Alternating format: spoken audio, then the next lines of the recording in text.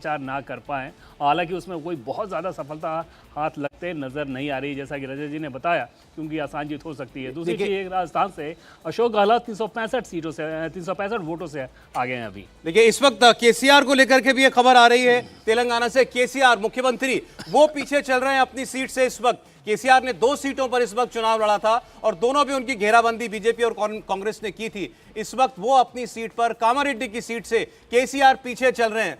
राघवन जी बिल्कुल sir, direct challenge था रेवंत रेड्डी का। रेवंत रेड्डी कामारेड्डी से आगे चल रहे हैं, केसीआर गजवेल से फिलहाल आगे चल रहे हैं। देखिए, 2 सीट चुनने के पीछे की बहुत बड़ी वजह यही रही कि गजवेल में पिछली बार 2018 के चुनाव में उनके पक्ष में हवा होने के बावजूद वहां पर वो ट्रेल कर रहे थे। इटाला राजेंद्र जो वहां पे नेता हैं, उन्होंने बीआरएस की मदद की थी। 30-35 हज़ार मुदिराज कम्युनिटी के वोट हैं, उसकी मदद से वो गजवेल 2018 में जीत पाए थे। इस बार इंटरेस्टिंग ये है कि गजवेल में उनके खिलाफ इटाला राजेंद्र को बीजेपी ने खड़ा किया है। कामारेड्डी में रेवंत रेड्डी उन्हें चैलेंज कर रहे हैं और यहाँ पर अभी रेवंत रेड्डी आगे नजर आ रहे हैं। गजवेल में वेलम्मा कम्युनिटी, जिस कम्युनिटी से सौरभ वो बिलोंग करते हैं, वहाँ पर उनकी जो पॉपुलेशन है वो 5% से भी कम है। हालांकि 2 बार वो वहाँ से जीते हैं, लेकिन इस बार गजवेल और कामारेड्डी दोनों में ही बहुत बड़े चैलेंज का सामना केसीआर कर रहे हैं। और अगर आप चारों राज्यों की टैली पर नजर मारेंगे तो एक ट्रेंड जो है वो आपको साफ दिखाई देगा।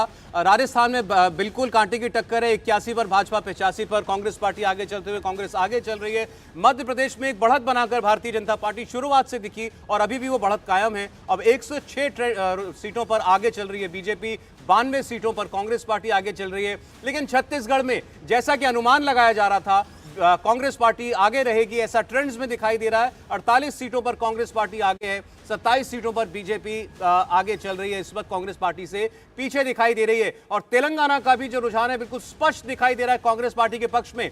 50 पर कांग्रेस पार्टी आगे, 30 पर बीआरएस आगे चल रही है। केवल 3 सीटों पर बीजेपी आगे चलती दिखाई दे रही है और ओवैसी की पार्टी 4 सीटों के ऊपर लीड लेती हुई दिखाई दे रही है। लेकिन राजस्थान वाकई बहुत कांटे का टक्कर दिखाई दे रहा है। राहुल जी।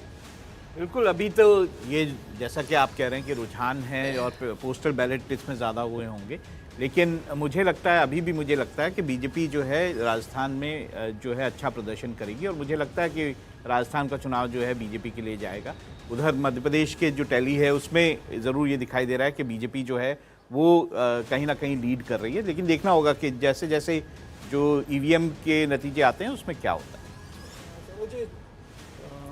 केसीआर को लेकर मैं एक बात जोड़ना चाहता हूं। जो भी कामारेड्डी से पीछे चढ़ रहे हैं, बेसिकली ये निज़ामाबाद सीट थी लोकसभा की, उसको तोड़ के जो सीट बनाई गई वहाँ से विधानसभा चुनाव लड़ रहे हैं।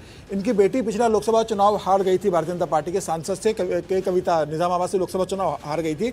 तो इस बार उन्हें सीट को इसलिए चुना था क्योंकि 2024 के लोकसभा चुनाव में यह सीट वो भारतीय जनता पार्टी से वापस लेना चाहते हैं और अपनी बेटी को वहाँ से सांसद बनाना चाहते हैं। तो वहाँ से वो विधायक बनकर अपनी पार्टी को हम मजबूत करना चाहते हैं, इसलिए उन्होंने गाजा कामारेड्डी सीट को अतिरिक्त सीट के रूप में, दूसरी सीट के रूप में चुना था। लेकिन आपको भी लग रहा है कि राजस्थान जो है पलटता हुआ दिखाई देगा थोड़ी देर में? मुझे लग रहा है कि राजस्थान में भारतीय जनता पार्टी कंफर्टेबली सरकार बना लेगी। अभी ये शुरुआती रुझान है, लेकिन मुझे लग रहा है जब फाइनल टैली आएगी भारतीय जनता पार्टी राजस्थान में सरकार बना लेगी। इंदौर में 3-3 सीट बराबरी पर आगे चल रही है बीजेपी और कांग्रेस। ये बड़ा सरप्राइजिंग, इंदौर में कैलाश विजयवर्गीय आगे चल रहे हैं। रमेश मेंदोला भी की सीट मुझे लग रहा है कंफर्म रहेगी, भारतीय जनता पार्टी वहाँ से जरूर जीतेगी। वो रमेश मेंदोला के बहुत स्ट्रांग होल्ड है, लेकिन बाकी 2 सीटों पर जरूर कांग्रेस बेहतर प्रदर्शन कर रही है इस स्थिति में। और सबसे बड़ी सीट तो ग्वालियर दक्षिण से, ग्वालियर पूर्व से आ रहा है कि माया सिंह आगे चल रही है वहाँ पर सतीश सिकरवार से। सतीश सिकरवार की वाइफ अभी 52 साल में पहली बार ग्वालियर में कांग्रेस को मेयर मिला है। सतीश सिकरवार की वाइफ वहाँ से मेयर का चुनाव जीती थी, शोभा सिकरवार, और वहाँ से वो विधायक है सतीश सिकरवार, उनके हस्बैंड पिछली बार विधायक रहे थे, पहले भाजपा में थे वो, तो भाजपा से फिर वो कांग्रेस में गए, वहाँ से विधायक बने थे।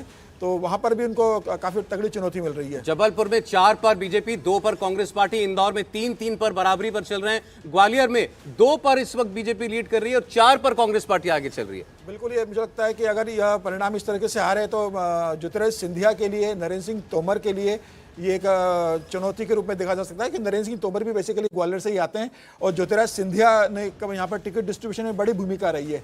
तो ये निश्चित रूप से ज्योतिरादित्य सिंधिया के लिए एक परेशानी वाला परिणाम होगा अगर ये आता है तो।